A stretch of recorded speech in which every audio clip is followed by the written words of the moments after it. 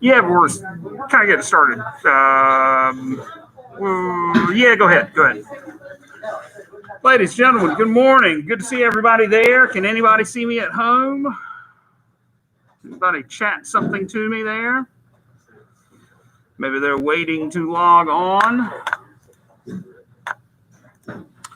So today we're going to be talking about the answers to the last quiz you guys took on 2 short stories. So if you've got some way to get to your quiz digitally, I think all but the last 4 or 5 folks, I think everybody in here, unless you did it on paper, probably is graded already. I'm going to go through answers. Awesome, Lily Seymour. Thank you for that. Can you hear me also? Probably. Okay. So we're doing something weird today. If you're at home, you're Google live streaming because Zoom is a dumpster fire today for some reason. So if you need to get any of this stuff again, I guess it'll be available on YouTube. I think it stays, right? Hey, great. So today for 30 minutes, and I'm starting my timer, we're going to talk about those 2 first short stories that we read, and then I'm going to get you to talk about the short stories that you read for today. Everybody should have read 2 poems and 2 short stories, right? Awesome. What'd you think of those the last time around? The most recent ones that you read? There's something going on there. Definitely something going on. We're going to get to that in a day or so. So today we need to be talking about that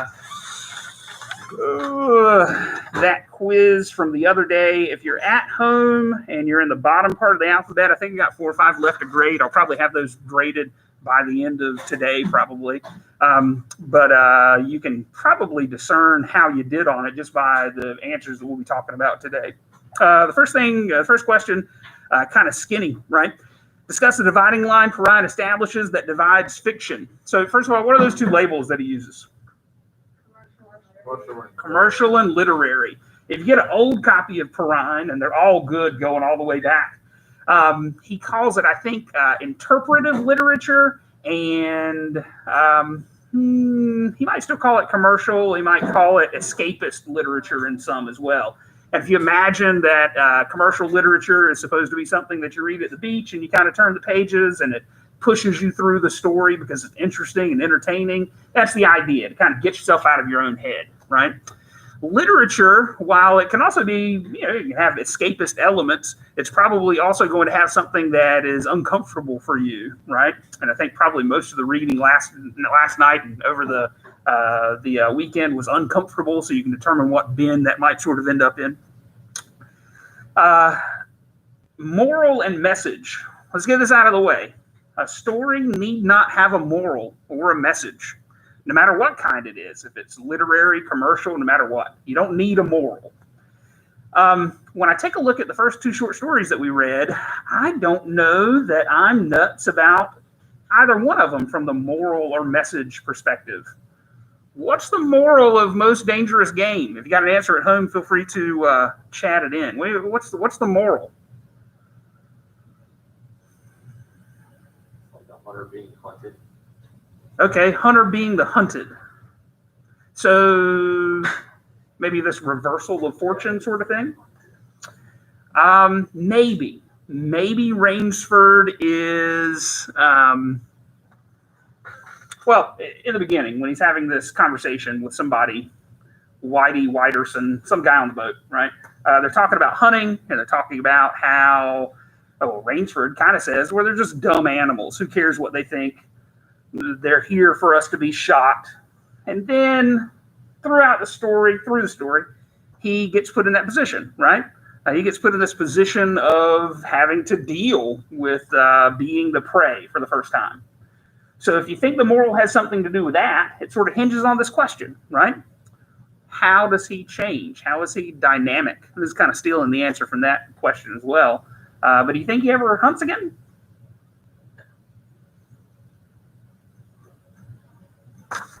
I could go either way, to be honest. If I say, no, he never hunts again, then he's probably, sort of taken in this message or this moral that hunting is somehow immoral, right? But I don't know that this story from like the 20s necessarily has the message that hunting is immoral. Does it have the message that hunting people is immoral? Does anybody disagree with that moral? I mean, no, right? Now, we can kind of get into this in deeper sorts of levels. Is anybody familiar with A Modest Proposal? Jonathan Swift's Modest Proposal.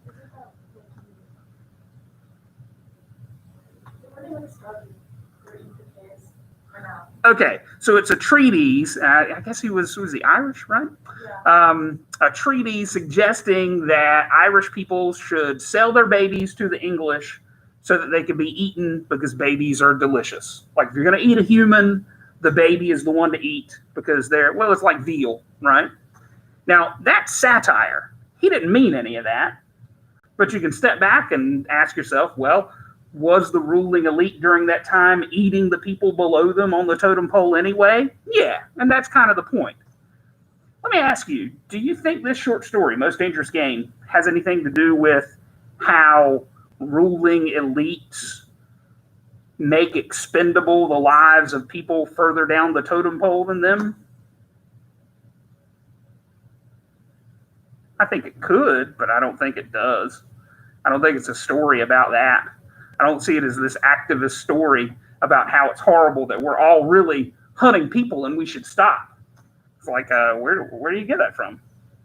It's not in the story. It's not suggested. There's never any point where someone says, oh, hey, that guy that's bringing my luggage off of the boat, I'm basically killing him. I'm using his life for my own enjoyment. And that's just like what that guy was doing on the island. Well, there's none of that, right? So I don't know what the moral or message of Most Dangerous Game is.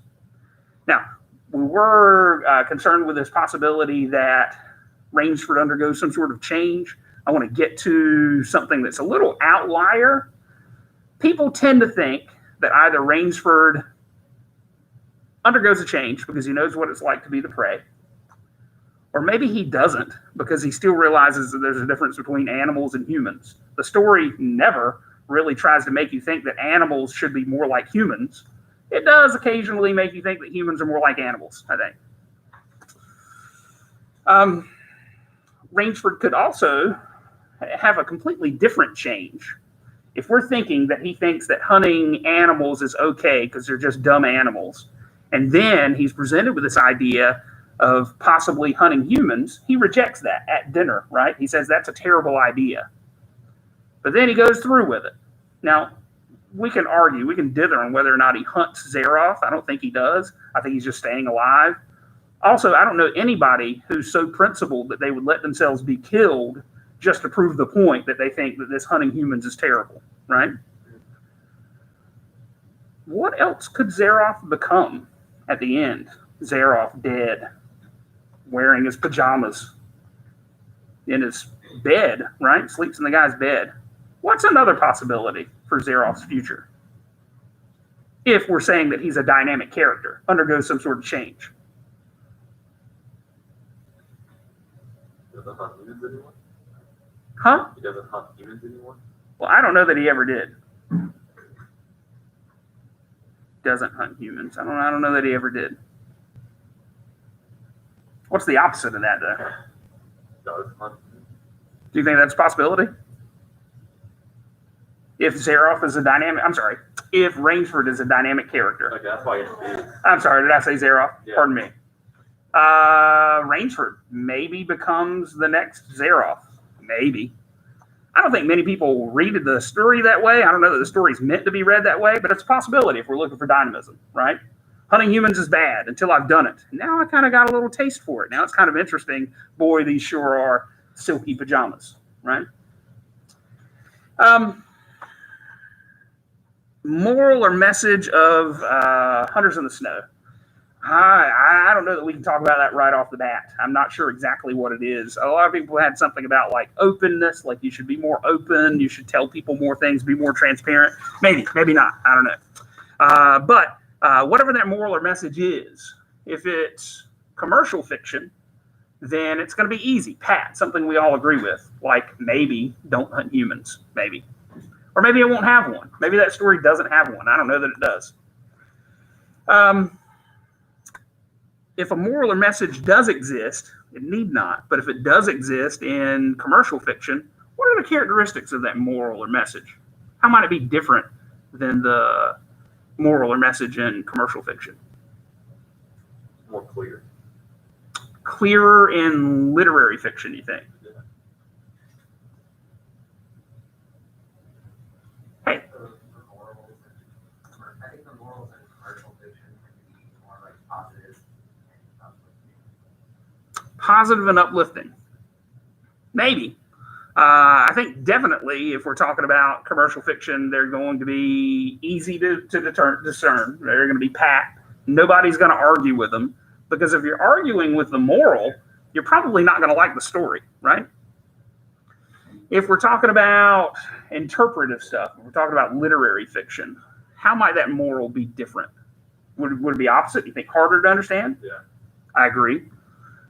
Is it going to be pat? Is it going to be something that we all already agree with?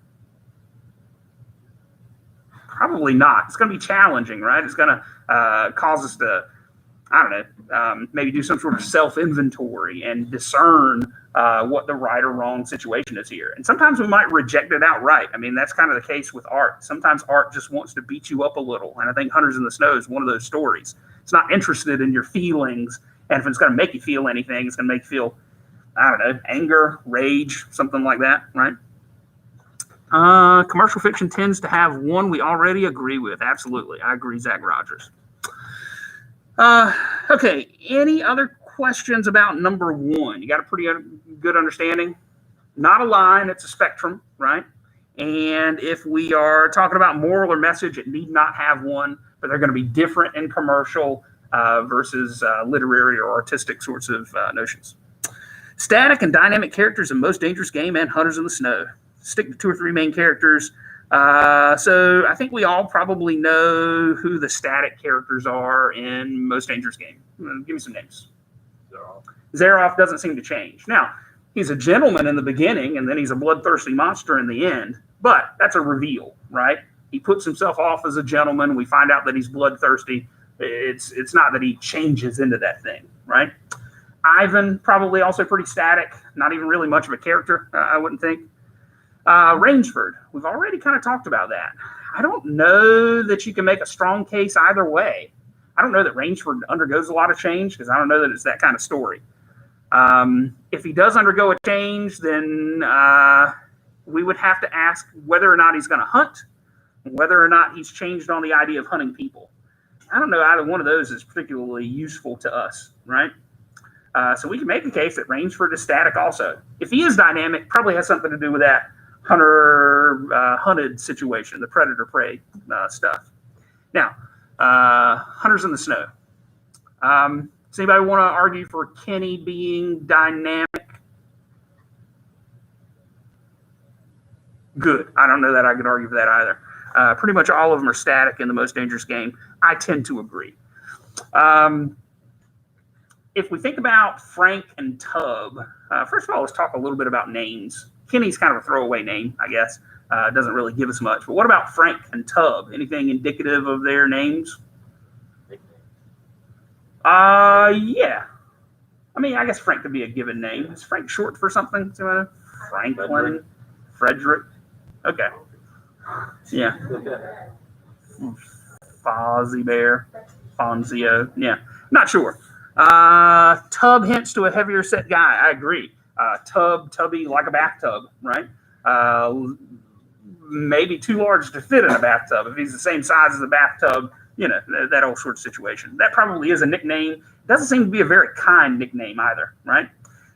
Frank, if we're thinking about associating some characteristic with him, what does his name give us?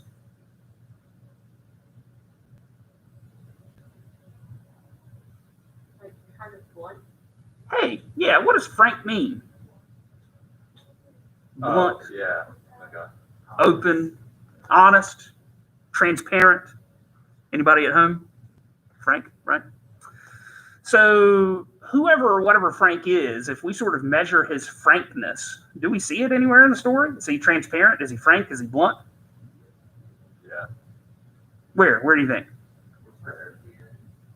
At the end, everybody's saying. Coffee shop. Coffee shop, pancake house, I think I'm calling it in a lot of my comments, right? Whenever they go in for coffee or pancakes and they sit down at the table, they do seem to be kind of open with one another. Frank is a straightforward character. I tend to agree. He seems to sort of be more forthcoming, right? If we're thinking about dynamism, we have a possibility for Tubb to be dynamic. We have a possibility for Frank to be dynamic. How do you think Frank changes if he does?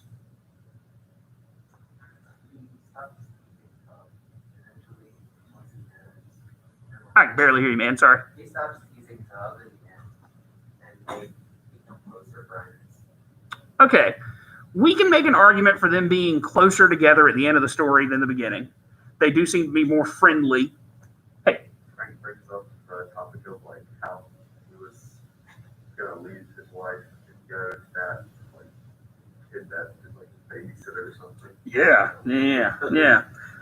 So let's get some of that stuff out of the way. I got it in the comments also. Becomes transparent after he reveals his attraction to the teenage girl, right? So that is a bizarre relationship. And it sort of villainizes Frank. And even though this is a story that's 40 years old, I don't know that it villainized him less back then. I mean, the 1980s were not so long ago that marrying a 15-year-old was totally cool. Now, you can go far enough back in time where it's a little more reasonable, but to leave your wife for a 15-year-old girl, like you got to be the King of England to get away with that sort of thing, right? So, not a great look for him. But is there dynamism in him becoming more honest with Tubb and sharing something? Yeah, maybe. Tubb, does he undergo any sort of substantive change that you can tell? Like stands up for himself more? He does start to stand up for himself in that instance when he shoots Kenny. And then the way that he handles Frank after that, he's very truthful with Frank. He's like, hey, you don't always pay attention. You're doing things wrong. Yeah. He's more honest to the reader and also to Frank. He talks about how it's not his glands. It's not some sort of issue that he has. It's rather him just hiding food. He's got this compulsive sort of thing. And it's destructive to him, right? Maybe there's some dynamism there because he becomes more open. Let me ask you this. Long term, just knowing what you know from the short story, do you think Frank's going to be any nicer to Tubb long term outside of the pancake house? I'm seeing a lot of no shaky headies, right? What he reveals, true for his weight. Yep, I agree. Do you think Tubb is going to either be honest with everybody about his eating disorder, let's say, or do you think, well, you tell me, do you think he's going to be more honest about that? Think he's going to go home and tell everybody? I tend not to think so. If we are talking about him sticking up for himself, maybe he will stick up for himself a little more in the prison that they're certainly going to send him to, I guess, right? I mean, there has to be some sort of reasonable aftermath of this. They've killed a guy. The two of them together conspired, maybe, to kill a guy. Now, I agree that by the time we get to that point, the rules of the story are kind of broken. He'll definitely keep it secret still. I agree. He probably will lose his wife. Yeah, agreed in the comments there. So we could make just as good an argument that nobody is dynamic in this story. And if we think about the possibility that this story is about how we lie to ourselves and think that we're growing and changing just to sort of maintain the same bad habits that we have, now maybe we're getting to something like a moral or a message, but I don't know. I don't want to go that way yet. Anything about number 2? Any question? Okay, 3, climate plays a large role in Most Dangerous Game and Hunters in the Snow. For each, discuss how climate informs the mood of the story. So when you read Most Dangerous Game in middle school, they probably used it as this example for foreshadowing. There's one line that's like a classic example. I think Rainsford falls off the boat and he splashes in, his head goes under the blood warm water, right? That's big foreshadowing. Of all the things we could have called it, hot tea or anything, blood warm, right? He gets to the island, and even some of the interior shots, I guess, it's thick, it's oppressive, it's warm, it's humid. As long as you're giving me something climate-wise and talk about how to add it to the mystery or maybe like the antagonistic environment or something, the whole hunted sort of business, you probably got points there. For Hunters in the Snow, they are out in the white, bright, stark cold. And some people did talk about how they were cold to each other. Other people talked about how the snow makes it harder to do everything. And I think that's absolutely true, right? They're expending so much more energy to get through the snow and kind of get through this stuff, right? If we didn't talk about the pancake house, though, we missed about half of the climate in that story. So when it's cold, how do they act towards one another? Cold, distant, isolated, right? When they get inside and it's warm, what happens? They become more truthful. Do they become warm to one another, personality-wise? Seems like it. They almost sort of develop this weird codependence, right? I'll talk about that a little bit later. Actually, let's go ahead and do it. Let's see here. Warm and accepting. That's good. I'm always curious why people do the things that they do in and outside of stories. And one of my big questions is why the pancake business? Why does he order the pancakes and then slide them over to the tub and then make him eat them? Yeah. Also, like, he won't let him wash his face, wipe his chin off, and stuff's like dripping off of his chin. As a person with a beard, that's just really, really uncomfortable to me, you know? So he's there eating the pancakes. Why? Why is it important that Tub eat the pancakes while this whole thing's going on? It's kind of like his true self with, his eating habits. Like, he's kind of like pictured to be kind of a slob because he eats so much in like weird places. Okay, true to himself, eating so much, weird places. He's got like Oreos in the hair dryer. What is the hand drying machine or something, right? It is, I think, appropriate for his characterization. But I think there's a relationship there. It's almost like a transaction emotionally, right? If I want you to tell me some deep, dark secret about yourself, or maybe if I want to tell you something dark about me, how can we make that transactional? Reflexive, maybe.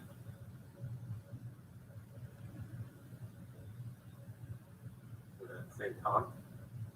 Okay, what do you mean same time? I don't know, like we write it down, we slide it past each other. Oh, hey, yeah. Like, I'm going to make you an offer, Yeah. and put it on a piece of paper. We'll do it at the same time. Let's say it at the same time because we think we've got the same idea. Sure, yeah. It does make it a little easier, maybe. Now, Frank could say, hey, look, Tub, you're killing yourself. You're going to die by the time you're 50. You need to stop this. But he doesn't. He says, indulge. Do what you want to do. Embrace your identity. Why would Frank say that, considering the context of the whole conversation? Because Frank knows he's not a big on that thing about his wife, and he wants Tub to like kind of be there for him. Okay, yeah. He wants Tub to reciprocate in some sort of way. I'm here for you. Here are some pancakes. Now, let me tell you about this 15-year-old girl and the closeness that I feel with her, right? So there is this weird kind of like deal that's made there. I think we can probably find, this is the question about climate as they get a little warmer towards one another. I think that's why it's important that he has Tub eat so he can say, look, it's okay. Now, in a codependent relationship, let me tell you about what I've got going on. Maybe we'll establish that it's okay, right? So climate, I think, plays some role in those stories. We're moving along. Okay, I got 6-7 minutes to get through 2 questions. Probably will run out of time, but let's try to get 4 anyway. Which story makes better use of the surreal? Now, surreality is when things become broken, dreamlike, that kind of thing. Of course, the characteristic of a dream versus reality is that the rules need not always apply, right? Does anybody have lucid dreams in here? Like a dream where you know you're dreaming? Tell me about that. Really weird. Kind of, like, it's, once you figure it out, you can, there's just like certain, there's different things, different ways to experience it and things Okay. like that. And there's a lot of, not like, it's weird. Typically, like, they still follow like a plot or something Okay. like that, but there's just, you have a lot of influence over what you're dreaming about. Influence over what you're dreaming about. And one would assume that if you're like a really adroit lucid dreamer, you can control the whole fabric of your dream, right?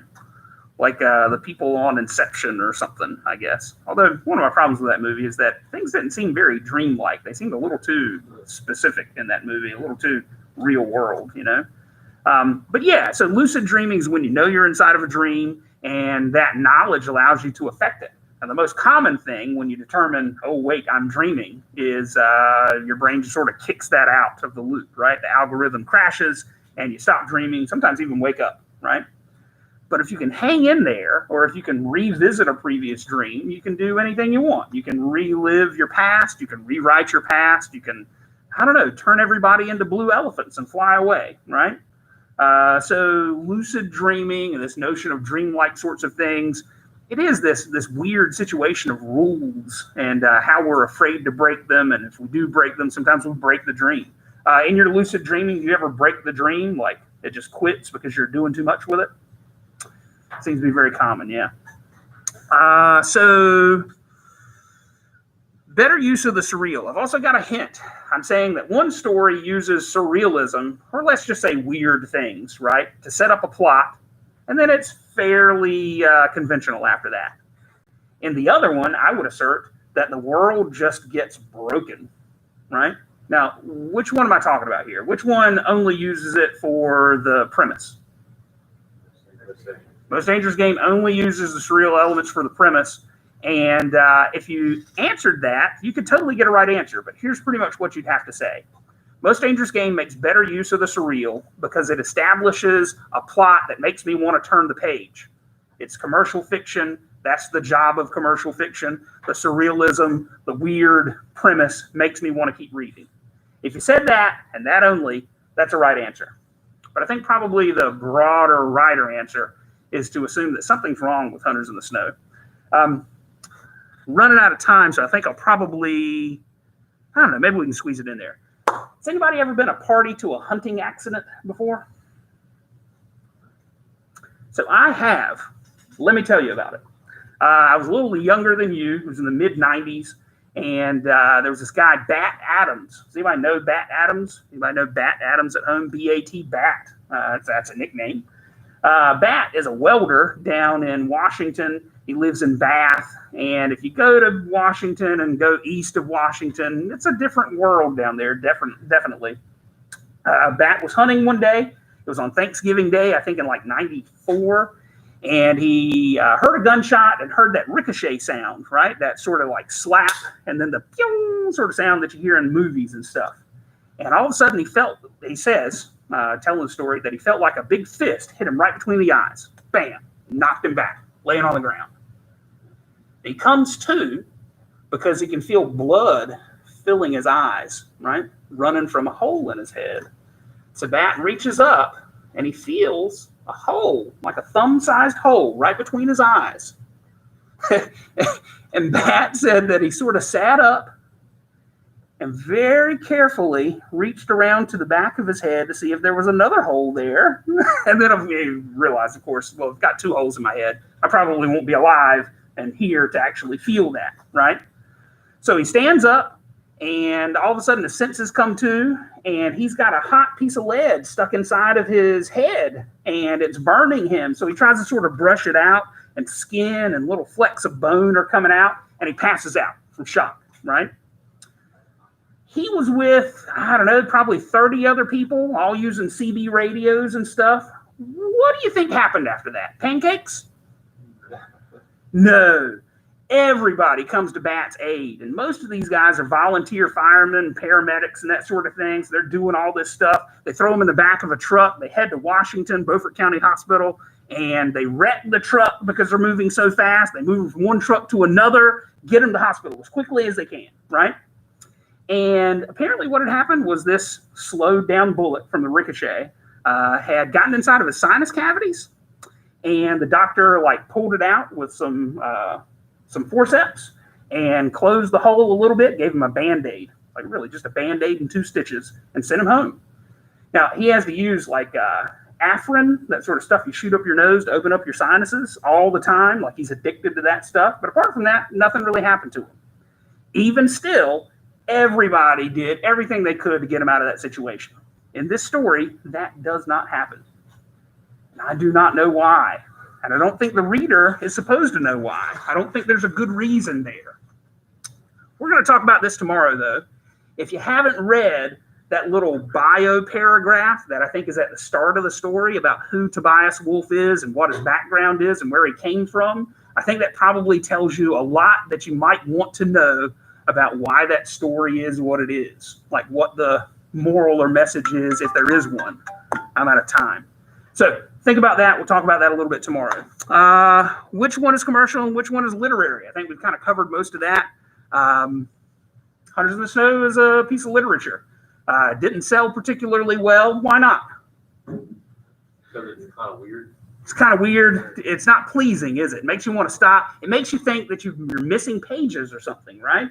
It is I think, a brilliant short story masquerading as a dumb, broken story. It's like a joke told by a 4-year-old, you know? So anyway, see if you can figure out what you think that message or meaning is there. Folks, if you're at home, I'm going to be turning on, I don't know if I can share screens with this. I don't think I can. I'm going to be turning on a short story quiz right now. So if you go to assignments, you'll find Perrine, short story, Child by Tiger, and Everyday Use. I've got a couple of a couple of questions there. 5 questions, 20 points apiece. You guys have not quite 40 minutes to do that. So if you will, log on and answer those questions. We'll talk about your answers tomorrow. Before I let you go at home, do you guys have any big questions? Tell you what, if you do, send me an email. Hopefully we won't be using YouTube tomorrow. We'll be Zooming like we're supposed to be doing. But if we can't, I'll probably use this as a back door. Hope it worked okay for everybody. Thanks at home.